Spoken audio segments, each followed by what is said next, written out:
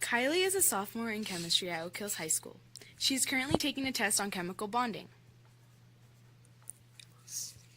Ugh, this test is so hard.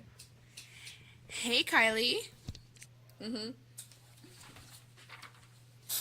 are you? I'm your mind, and I'm here to help, so don't talk to me like that. Okay. So, do you even know what chemical bonds are? Aren't they bonds between two nonmetals? Yeah. That's called a covalent bond, and that's one of the chemical bonds. Oh yeah, don't they share electrons too? Right. They share electrons to fulfill the octet rule, which means that they have to fill their outer shell with 8 electrons. So what are some examples? Take hydrogen and oxygen, for example. Both hydrogen and oxygen are nonmetals. Hydrogen has 1 valence electron, and oxygen has 6 valence electrons. In order to complete the octet rule, these nonmetals have to share their electrons. Since oxygen has 6 valence electrons, it needs to have 2 valence electrons to complete it. Since hydrogen has 1 valence electron, there needs to be 2 hydrogens to complete oxygen's outer shell of electrons. So the hydrogen and oxygen help each other complete the 8 valence electrons in the outer shell? Yeah, and then after you draw how the valence electrons are shared, you have to name the bond. To do that, you have to use the prefixes like mono for 1, di for 2, tri for 3, and tetra for 4, and so on. And also the second element has to change its suffix to "ide". So in this case, there would be 2 hydrogen. The name would be dihydrogen. There's 1 oxygen, so it would be monoxide. Dihydrogen monoxide. Why can't I just put H2O at the formula as water as a name? H2O is the formula, but water isn't specific enough for chemistry.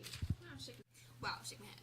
You said there were 2 types of bonding when it comes to chemical bonding. So what's the other one? Ionic. It's a bond between... A metal and a nonmetal. I remember that. Oh, I knew you knew this. Get it? Because I'm your mind.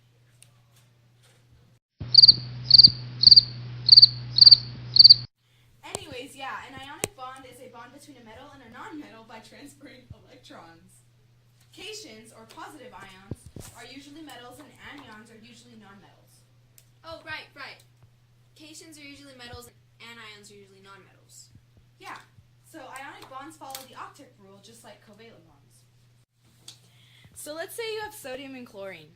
Since chlorine has 7 valence electrons, it only needs 1 valence electron to complete its outer shell. Sodium can give away its singular valence electron to help chlorine out. To name this bond, you do not need prefixes that the covalent bonds needed, but you still have to change the second element's ending to "ide." So the ionic bond between sodium and chlorine would be sodium chloride. There's another way to name ionic bonds. Let's say you have a metal like potassium and a nonmetal like nitrogen. The charge of potassium is 1 positive and the charge for nitrogen is 3 negative.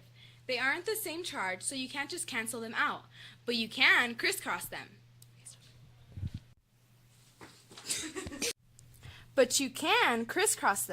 So you can drop the charges and then cross the 1, then cross the 3 to get K subscript 3 and then N.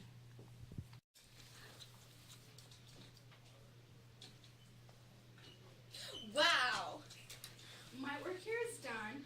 Good luck on the rest of your test. Wait. Can you do the rest? Wait, you're my brain. Of course you can do the rest. Nah, you're on your own. I'm taking my lunch break. You can't leave without my brain. I can't function.